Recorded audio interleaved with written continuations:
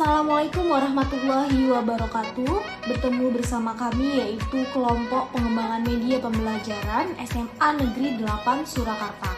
Dengan anggota kelompok yang pertama Intan Jayanti dan yang kedua Nisa Indah Fikriana dan yang ketiga Syamara Tunggal Diah Pitaloka. Hari ini kita akan belajar mengenai peran pasar dalam perekonomian. Pokok-pokok pembahasan dalam pembelajaran kita hari ini, yang pertama ada pengertian pasar, yang kedua peran pasar, dan yang ketiga macam-macam pasar.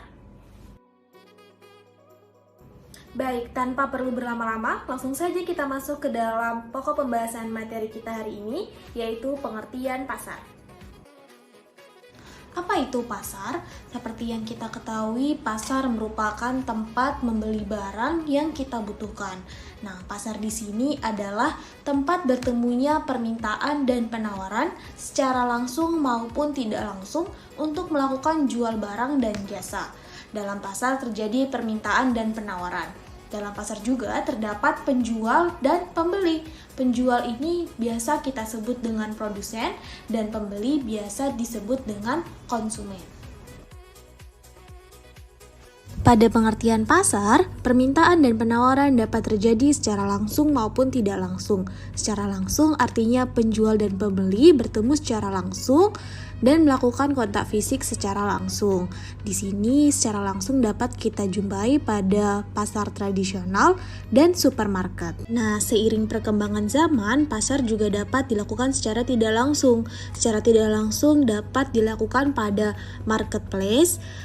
Itu pembeli dan penjual tidak bertemu secara langsung dan melakukan transaksi melalui marketplace tersebut dengan informasi produk yang tersedia secara lengkap.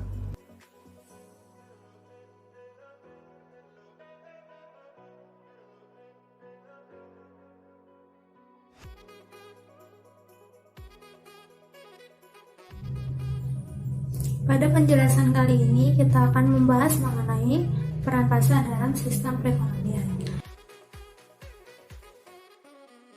Nah, peran pasar dalam sistem perekonomian yang akan kita bahas itu ada 3.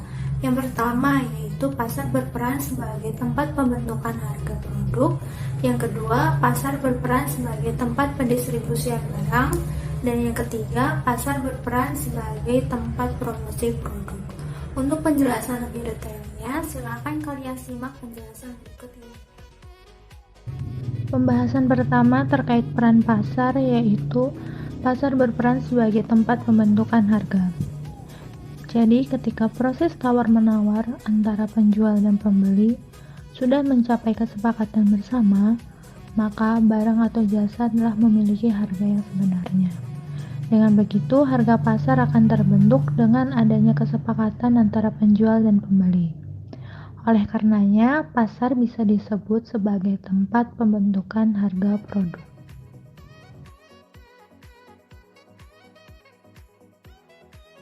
Pasar yang selanjutnya yaitu sebagai tempat pendistribusian barang hasil produksi. Nah, jadi pasar menjadi tempat yang dapat memperlancar penyaluran barang atau jasa dari produsen kepada konsumen.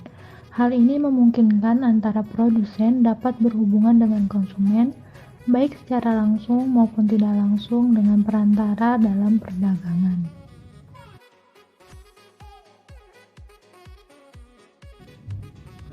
Pembahasan terkait peran pasar yang terakhir yaitu pasar berperan sebagai tempat untuk promosi. Jadi di sini pasar dapat digunakan oleh produsen untuk dapat memperkenalkan barang yang diproduksinya kepada konsumen atau masyarakat. Jadi promosi dilakukan dengan memberikan informasi terkait barang yang dapat berkaitan dengan manfaat, keunggulan, serta fungsinya pada konsumen terutama untuk jenis-jenis produk atau barang baru kepada konsumen di pasaran. So, Selanjutnya kita akan belajar mengenai macam-macam pasar. Nah, macam-macam pasar ini terdapat 4 macam. Yang pertama ada pasar menurut waktu, yang kedua ada pasar menurut jenis barang, yang ketiga ada pasar menurut jangkauan distribusi, dan yang keempat ada pasar menurut wujud. Nah, untuk lebih detailnya silahkan simak penjelasan berikut ini. Yang pertama, ada pasar menurut waktu. Pasar menurut waktu adalah jenis pasar yang dapat dilihat dari waktu operasional pasar. Pasar menurut waktu ini dibedakan menjadi 4 pasar, yaitu pasar bulanan, pasar mingguan, pasar harian, dan pasar tahunan.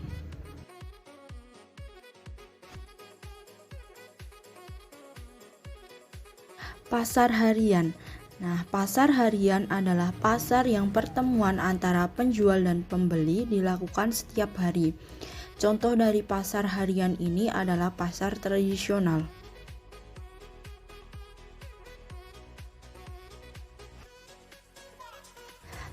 Pasar mingguan. Pasar mingguan adalah pasar yang proses jual belinya dilakukan seminggu sekali. Contoh dari pasar mingguan adalah pasar Kliwon, pasar Wage, dan pasar Pon.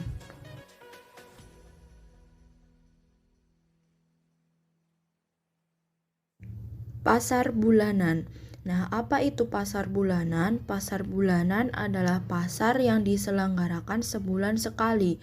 Contoh dari pasar bulanan adalah pasar hewan yang diadakan sebulan sekali.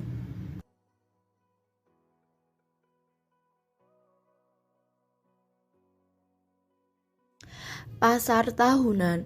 Pasar tahunan adalah pasar yang dilakukan setahun sekali. Contoh dari pasar tahunan ini adalah PRPP Semarang, Jakarta Fair, dan Sekaten. Selanjutnya ada pasar menurut jenis barang. Pasar menurut jenis barang adalah pasar yang digolongkan berdasarkan jenis barang yang dijual pada pasar tersebut. Pasar menurut jenis barang ini dibedakan menjadi 2, yaitu pasar homogen dan pasar heterogen. Pasar homogen adalah pasar yang memperjualbelikan hanya satu jenis barang, sedangkan pasar heterogen adalah pasar yang memperjualbelikan beraneka ragam jenis barang. Nah, selanjutnya ada contoh pasar menurut jenis barang. Yang pertama ada contoh pasar homogen. Contoh dari pasar homogen adalah pasar ikan. Pasar ikan dikatakan contoh pasar homogen karena dalam pasar hanya menjual satu jenis barang saja, yaitu ikan. Lalu yang kedua ada contoh pasar heterogen. Contoh dari pasar heterogen ini adalah pasar swalayan. Pasar swalayan dikatakan sebagai contoh pasar heterogen karena di dalam pasar dijual berbagai macam jenis barang. Kemudian ada pasar menurut jangkauan distribusi. Nah, pasar menurut jangkauan distribusi adalah jenis pasar yang digolongkan berdasarkan jangkauan distribusi barang yang dijual. Pasar menurut jangkauan distribusi ini dibedakan menjadi 4. Yang pertama ada pasar setempat, lalu ada pasar daerah, pasar nasional, dan pasar internasional. Pasar setempat adalah pasar yang meliputi tempat tertentu, biasanya terdapat di kecamatan bahkan di desa-desa. Yang kedua, pasar daerah. Pasar daerah adalah pasar yang meliputi suatu wilayah tertentu. Selanjutnya ada pasar nasional. Pasar nasional adalah pasar yang menjual barang ke seluruh wilayah suatu negara. Dan yang terakhir ada pasar internasional. Nah, pasar internasional adalah pasar yang memperdagangkan barang ke seluruh dunia.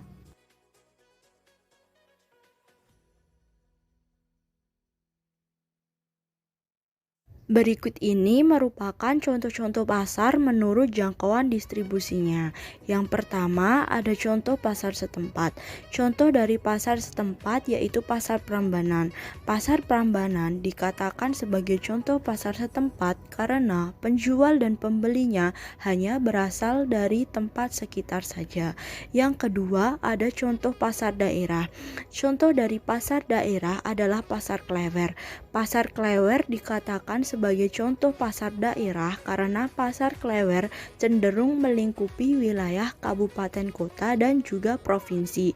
Yang ketiga, ada contoh dari pasar nasional. Contoh dari pasar nasional adalah pasar modal di Bursa Efek Indonesia yang ruang lingkupnya meliputi wilayah negara Indonesia. Dan yang terakhir ada contoh pasar internasional. Contoh dari pasar internasional ini adalah pasar kopi di Brazil, di mana pasar ini penjual dan pembelinya berasal dari seluruh dunia.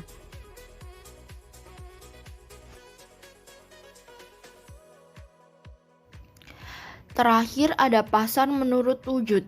Pasar menurut wujud adalah jenis pasar yang digolongkan berdasarkan jenis interaksi kegiatan operasionalnya. Pasar menurut wujud ini dibedakan menjadi dua, yaitu yang pertama ada pasar konkret. Pasar konkret adalah pasar yang penjual dan pembelinya bertemu secara langsung.